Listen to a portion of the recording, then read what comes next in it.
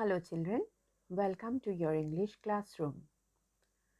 Today in this presentation, I'm going to discuss about the chapter Old Proverbs Made New. This is the 7th chapter from your ELR book. Let us first know about the author. Stephen Leacock, in full, Stephen Butler Leacock was born on 30th December 1869 in England. He was the internationally popular Canadian humorist, educator, lecturer, and author of more than 30 books of light-hearted sketches and essays. Leacock immigrated to Canada with his parents at the age of 6. He attended Upper Canada College and later received a BA degree from the University of Toronto. After teaching for 8 years at Upper Canada College, he entered the University of Chicago and was awarded a PhD. Appointed that same year to the staff of McGill University in Montreal, he became head of the Department of Economics and Political Science in 1908 and served in that capacity until his retirement in 1936. Although Leacock was the author of nearly 20 works on history and political economy, his true calling was humor, both as a lecturer and as an author. He died on 28 March 1944. Introduction to the chapter Old Proverbs Made New.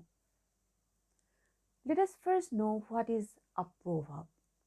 A proverb is a short, well-known statement that gives advice or expresses something that is generally true. Old Proverbs Made New is an essay by Stephen B. Leacock. In this essay, Leacock discusses some proverbs that he thinks are off the track and precisely the converse of the existing facts.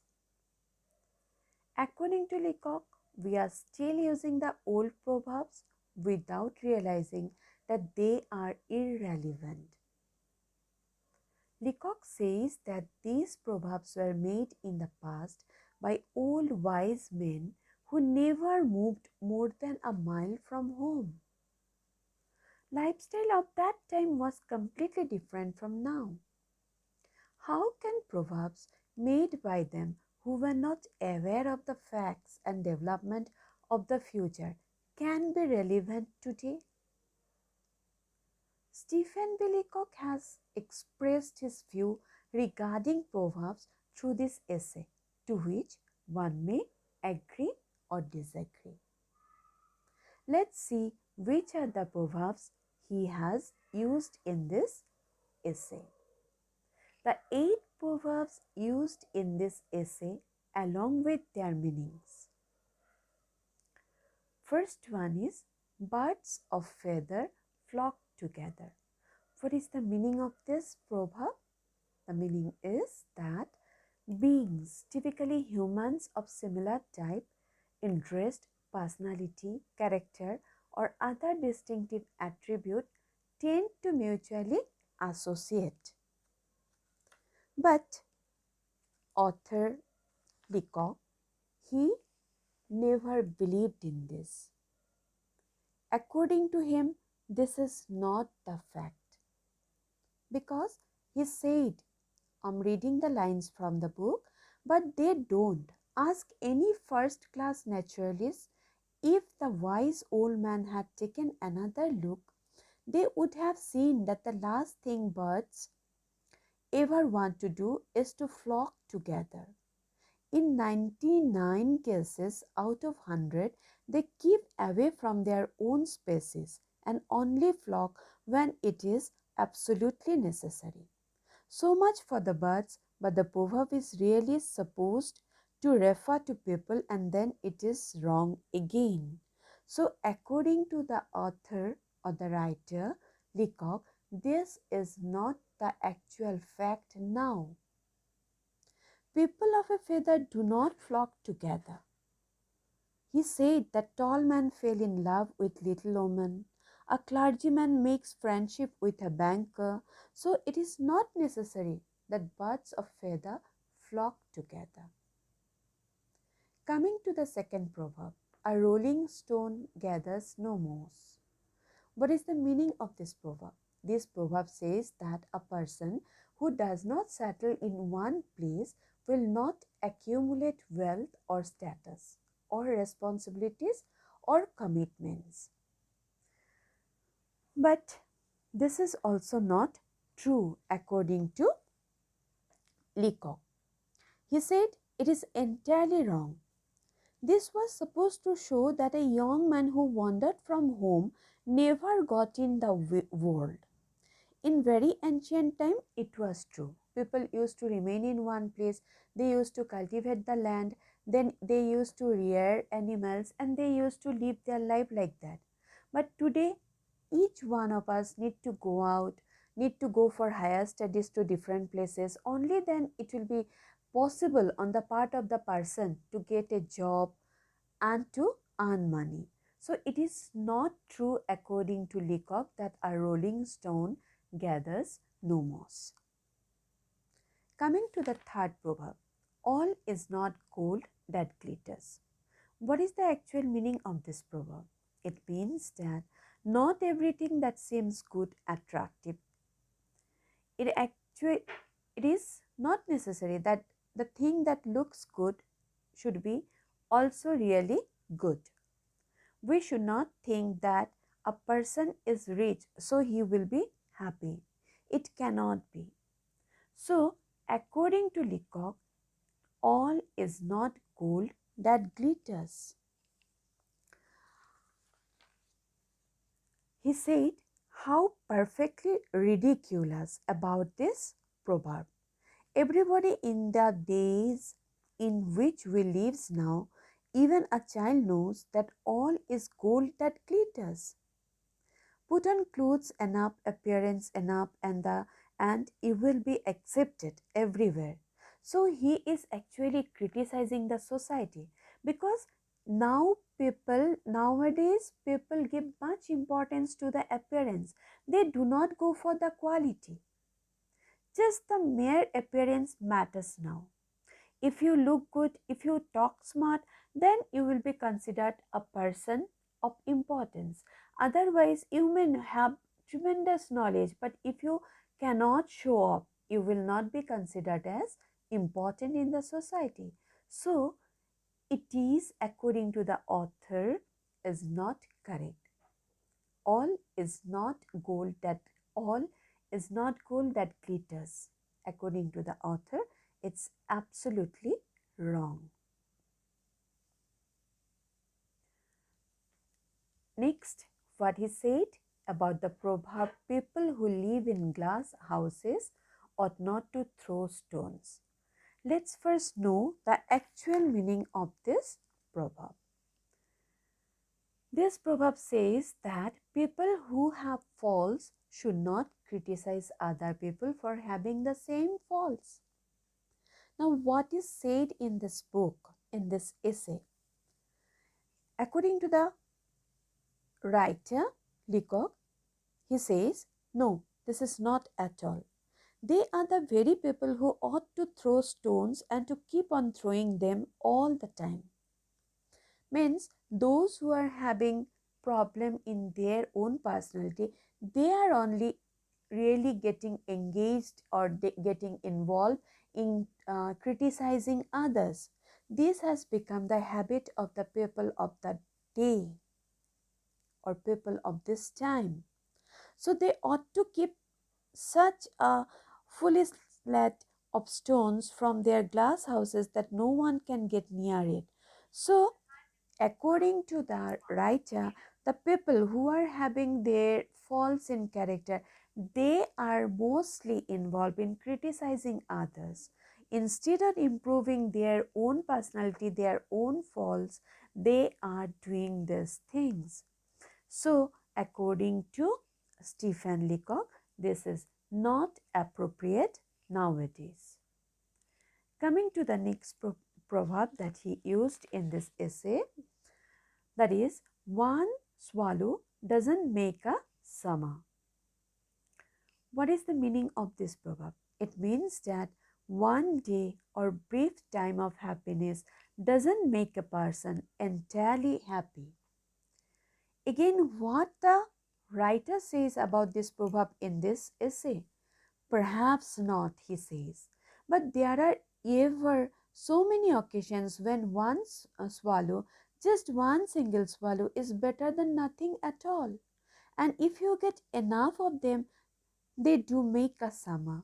So the writer is trying to say that one moment of happiness is also precious nowadays, because people are living in stress. They are worried all the time. Each one is running after something to achieve their goal. People are running, people are doing work all the time. They are restless. So a little bit of happiness can also make them happy. So according to the writer, this is not correct, that one swallow doesn't make a summer. Coming to the next one, charity begins at home. The real meaning of this proverb is a person's first responsibility is for the needs of their own family and friends. It emphasizes the fact that to help others and to make this society a better place to live, we must first work on ourselves and meet the needs of those close to us. But this is not the thing that takes place nowadays. No one takes care of the close ones. What the writer says here in this essay regarding this proverb, perfectly absurd, he says. Watch any modern city householder when a beggar comes to his door.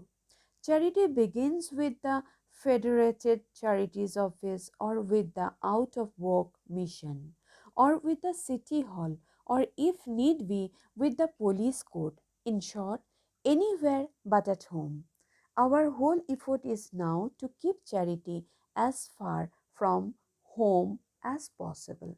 Means now people are not concerned. This charity is not starting at home now, because only organizations or some like that, means yes, institutions, those who are which are there, they are working, they are doing for the common people, not each and everyone. It is not taught in house now to be sincere, to be honest, to be kind. These values are not taught at home. So, according to the writer, charity begins at home. This proverb is perfectly absurd. Coming to the next proverb, even a worm will turn at last. Means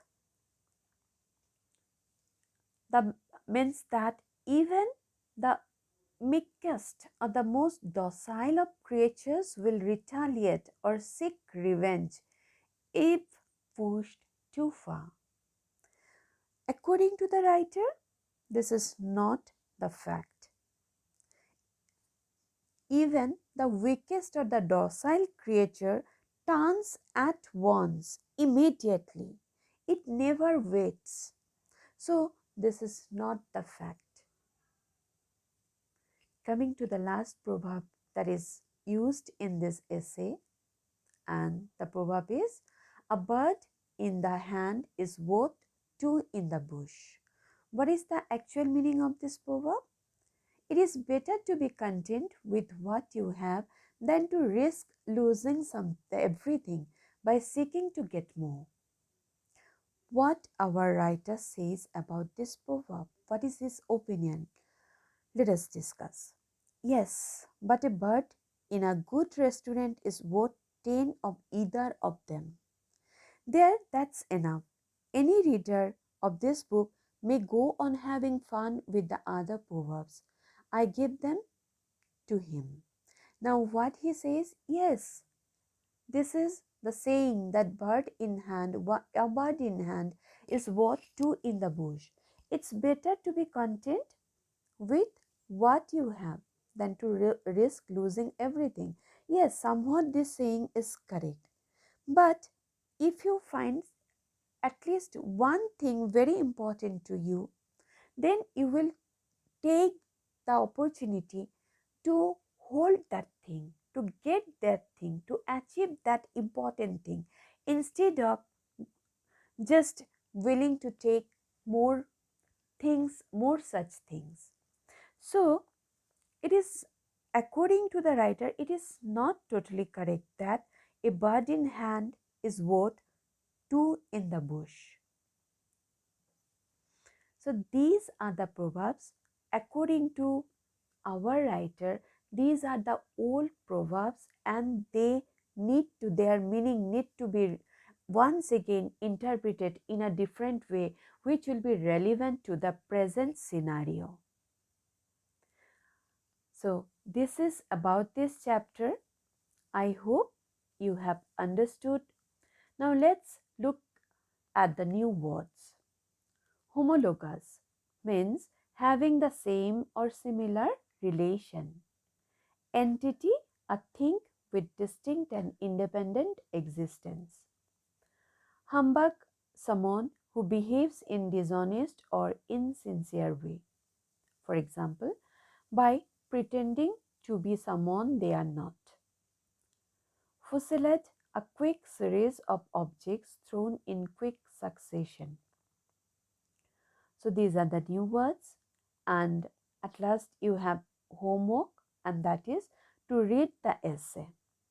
Kindly read this essay thoroughly, and I request you all kindly join the live class to attend the discussion. Thank you, students.